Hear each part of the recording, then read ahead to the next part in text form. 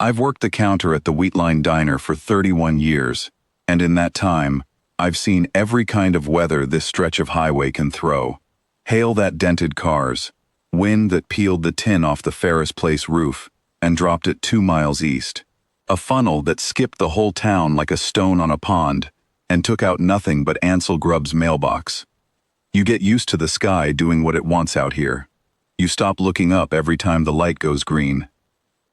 So when the storm rolled in 3 nights before the one I'm telling you about, I didn't think much of it beyond closing the storm shutters and telling Denny to bring the register drawer down to the cellar same as always. It was a bad one, the kind that makes the windows breathe. I was hauling the last crate of napkins down the cellar steps when I heard something in the ditch grass along the east lot, a sound like a cat with a chest cold, and I went out into that wind, because 31 years of feeding truckers has taught me I don't much like the sound of something hurting. It wasn't a cat. It was maybe the size of a beagle, if a beagle were built out of slate and hammered copper, with 2 wings folded wrong against its side and a 3rd eyelid blinking sideways at me in the truck stop floodlight. It made that same broken sound again and pressed itself flatter into the mud, and I understood, the way you understand some things without being told, that it was more scared of me than I had any right to be of it. I didn't have a plan. I had a busboy's jacket, which I threw over it, and 2 arms, which I used to carry it into the cellar out of the wind.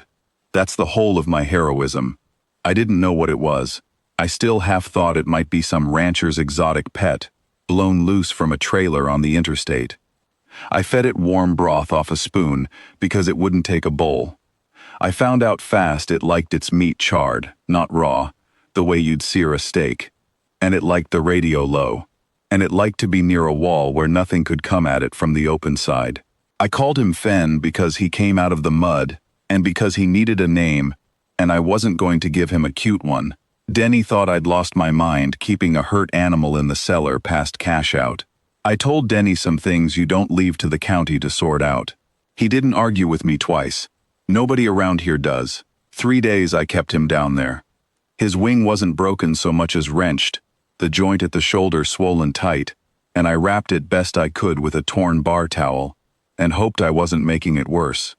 He grew steadier by the day, stood taller, started following the sound of my voice around the cellar, like a dog learning a name.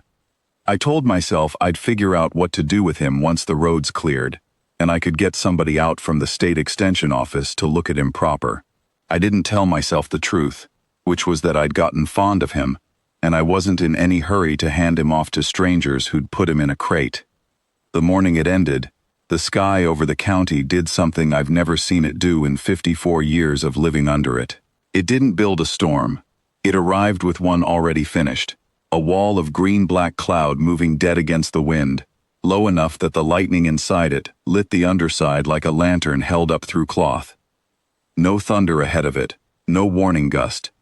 Just that wall, coming on steady as a freight train, and every trucker in my lot dropping his coffee and running for his cab. I didn't run. I don't know why. I think some part of me already knew what was coming for what, and I wasn't going to be the one who wasn't there when it arrived. They came down out of that cloud the way hawks come off a ledge, except there were a dozen of them, and each one was the length of a delivery truck, wings cutting the rain into ribbons, and the sound they made wasn't a screech. It was a low, rolling note that shook the plate glass in the diner windows and rattled every cup on every hook. Denny went white and bolted for the cooler. I stood behind the counter with a rag still in my hand because I hadn't thought to put it down, and I watched the biggest of them land in the middle of my parking lot and fold down over the pavement like a fist closing. And I understood, standing there, that this was not weather. This was a search party, and it was furious. I want to tell you I wasn't afraid. I was. My knees were water. But Fen was in the cellar behind me, making a sound I hadn't heard him make before, high and desperate, straining against the door. And I have buried a husband, and I have raised 2 kids on a waitress's wage, and there is very little left in this world that scares me worse than a child calling for somebody who won't come. So I went and I opened the cellar door and I let him out, and he went straight past my legs into the stormlight, wings still wrapped in that bar towel, churring that same broken note back up at the sky. The big one. I'd learned later she was called Vantress, and that the name meant something like first wind in a language older than this country's fences. She came down off the roof of my own porch overhang so fast the gutter tore loose, and for one long second I thought I was about to watch that boy get swallowed whole in front of me. Instead, she stopped a hand's width above him and went still as carved stone, and made a sound so low I felt it in the floor of my chest more than I heard it, and lowered her head into the mud until her eye was level with his. He climbed her jaw like it was a porch step he'd done 100 times, and pressed himself into the scales under her chin, and the whole lot of them, a dozen creatures big enough to take the roof off my diner without trying, went quiet enough that I could hear the coffee machine still gurgling behind me. It was Vantress who noticed the bar towel.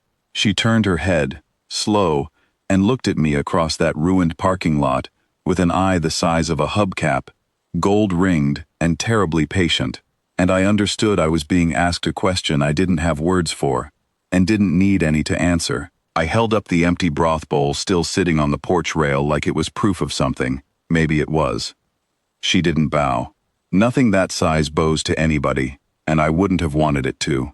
What she did was set one clawed foot, careful as a woman stepping over a sleeping dog, down beside the porch steps, and she stayed there a long moment, with her head lowered level to mine, breathing slow, until the rain eased off around us, like the storm itself had decided to give her the room. Then she turned, and the whole host lifted off my lot in a wind that took 2 umbrellas and Denny's hat, and inside of a minute the sky over the wheat line was just sky again, pale and rinsed and ordinary, with nothing left to say a dozen dragons had ever stood in my parking lot, except a bent gutter and a scorch mark shaped like a hand. Fen went with them. I knew he would. I'd known it the whole 3 days, same as you know a foster calf isn't yours to keep past weaning. The state extension man came out that Thursday to ask about storm damage, and I told him the gutter was wind, which was true enough as far as it needed to go. Denny still tells the story different every time somebody buys him a beer. Bigger dragons, closer calls, but I don't correct him. Let him have it. What I keep is smaller than his version, and truer. A single copper slate scale, the size of my palm, that Vantress left balanced on the porch rail exactly where I'd set that empty bowl, like she meant it as a fair trade, and wanted me to know she thought so. I keep it behind the register now, where the regulars ask about it, and I tell them it's nothing, just something I found after a bad storm. Most nights that's true enough. Some nights, when the sky goes that particular shade of green before a front rolls in, I still find myself listening for a sound like a cat with a chest cold, and some small stubborn part of me hopes, just once more, that it comes.